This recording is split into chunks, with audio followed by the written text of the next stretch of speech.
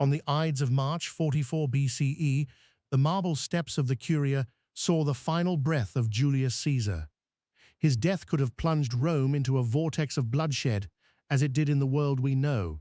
Instead, the vacuum that opened was met not by swords, but by a collective resolve.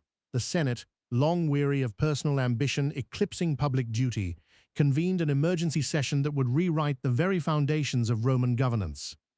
In a series of measured debates, the senators voted to dismantle the recently created dictatorship and to replace it with a mixed republic constitution modeled on the earlier republic, but reinforced by new safeguards.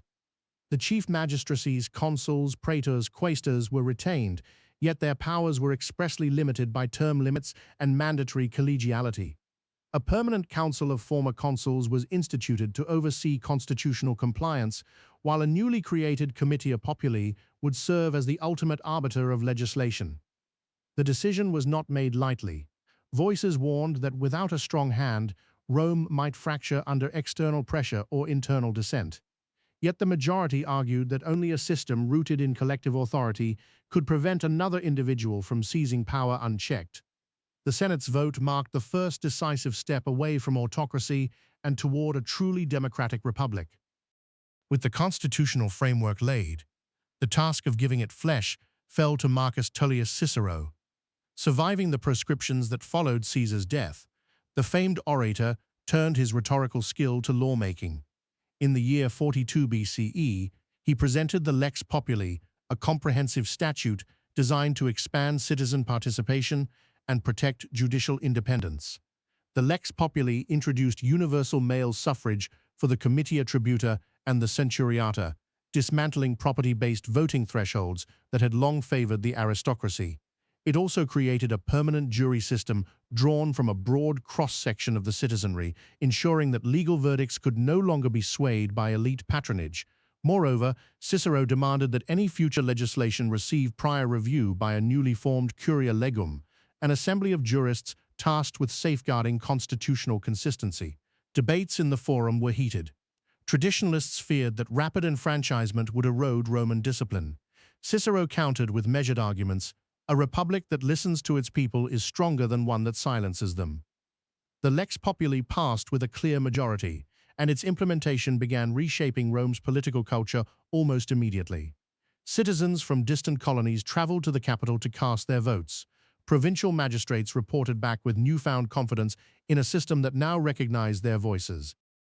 The reforms, however, did not quiet every ambition.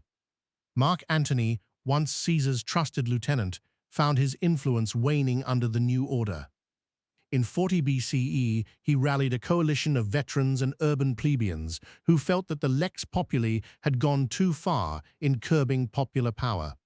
Their demand was simple: direct control over legislation through a people-directed assembly that could bypass senatorial mediation. Antony's forces seized the Campidoglio, declaring an intention to dissolve the Senate's oversight and to install a People's Council with absolute authority.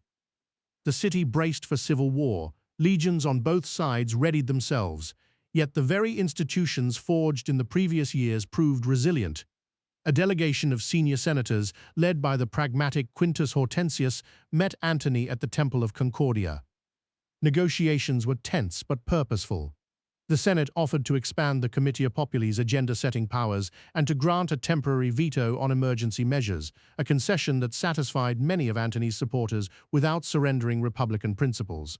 In return, Antony agreed to lay down arms and rejoin the political process as a leading member of the popularist faction within the Senate. The uprising dissolved not through bloodshed, but through compromise. The episode reinforced a crucial lesson: the Republic could absorb dissent if its mechanisms allowed for adaptation. It also cemented Antony's role as a bridge between the old populist impulses and the new constitutional order. With internal stability restored, Rome turned outward. The reformed Republic sought to redefine its relationships with Eastern client kingdoms on terms of equality rather than domination. In 38 BCE, ambassadors from Egypt, under Cleopatra VII, arrived in Rome bearing gifts and a proposal for a trade treaty that recognized Egyptian sovereignty while granting Roman merchants privileged access to Nile ports. Negotiations were conducted within the Comitia Populi, an unprecedented move that placed foreign policy under popular scrutiny. The resulting treaty stipulated mutual non-interference, joint naval patrols against piracy in the eastern Mediterranean, and a shared customs revenue system.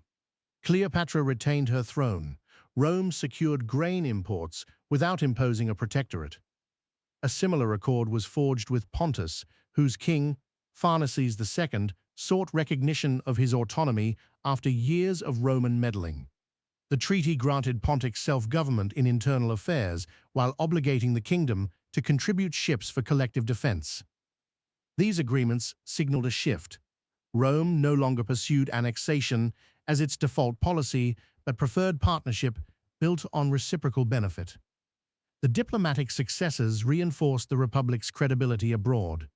Neighboring states observed that Roman power could be exercised through negotiation rather than conquest, laying groundwork for future alliances based on shared Republican ideals. In the West, the legacy of Caesar's campaigns persisted. Gaul remained under Roman control, but the new Senate approached its governance differently. In 35 BCE, a series of provincial assemblies, Concilium Galliarum, were convened in Lutetia and Alesia, inviting local tribal leaders to participate directly in legislative discussions concerning taxation, military service, and infrastructure. These assemblies were granted authority to propose laws that would be reviewed by the Curia legum. Over time, Gaulish representatives earned seats in the Comitia Populi, allowing them to vote on empire-wide matters. The result was a federated province with considerable self-administration, a model that contrasted sharply with the outright annexations of later centuries. Economic integration followed political inclusion. Roads built under Roman engineering linked Gallic markets to Italian ports, while Gaulish artisans exported metalwork and wine throughout the Mediterranean. The sense of belonging fostered loyalty. Rebellions that plagued the historical empire never materialized here. Gaul's experience became a template for other territories. Incorporate local institutions, grant representation, and respect autonomy. It demonstrated that Rome could expand its influence without eroding the civic identity of its subjects. In the westernmost reaches of the Mediterranean, the Republic faced a different reality. Without an imperial appetite for conquest, Roman policy in Hispania shifted from aggressive annexation to defensive containment.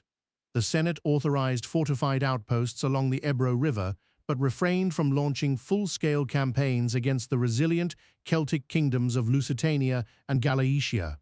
These tribes maintained their own tribal councils, continuing traditional practices while engaging in limited trade with Roman merchants. Diplomatic envoys exchanged gifts and negotiated border agreements that respected mutual sovereignty.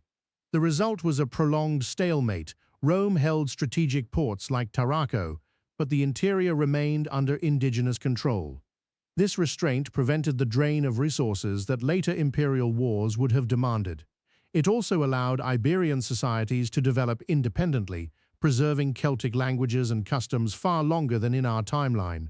Over generations, cultural exchange blossomed. Roman law concepts filtered into tribal codes, while Celtic military tactics informed Roman frontier defenses. The Iberian experience illustrated the Republic's new equilibrium, a balance between security and respect for regional autonomy, avoiding the overextension that historically birthed empire. As Rome's reformed model proved sustainable, its influence rippled across the continent.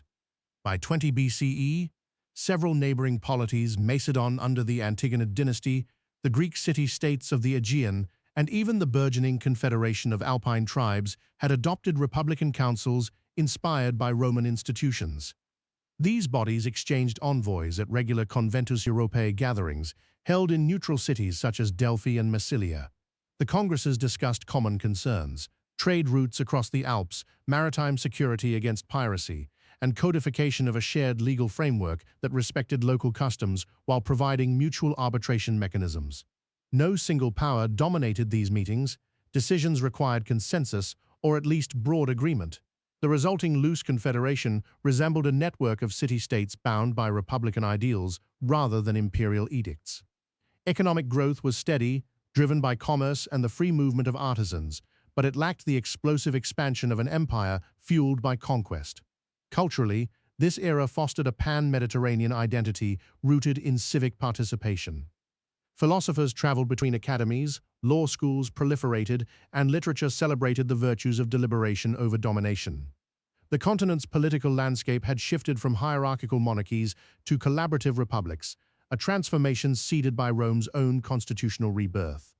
A century after Caesar's death, the Roman Republic stood as a stable though modestly growing polity. Its population was sizable, its coffers healthy thanks to trade and equitable taxation, yet it lacked the colossal legions and far-flung provinces that defined an empire in our history. The Senate, now accustomed to regular turnover and public accountability, operated with a measured confidence. The lex populi remained the cornerstone of civic life. Citizens routinely participated in elections, juries, and provincial assemblies. The Republic's foreign policy emphasized partnership over annexation, fostering a network of allied republics that shared legal standards and mutual defense pacts. Gaul and Egypt thrived as autonomous partners, while Iberia retained its Celtic character alongside Roman coastal enclaves. Historians of the age note a slower pace of technological diffusion. Large-scale engineering projects unfolded over decades rather than centuries, but they also observe a deeper social cohesion. The avoidance of civil war spared generations from trauma. The political system's flexibility allowed it to absorb dissent without resorting to violence.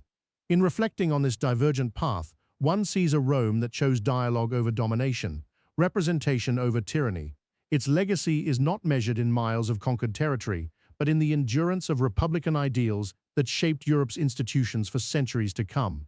The Republic may never have built an empire of stone, yet it forged an empire of ideas, ideas that continue to echo through the halls of modern democracies.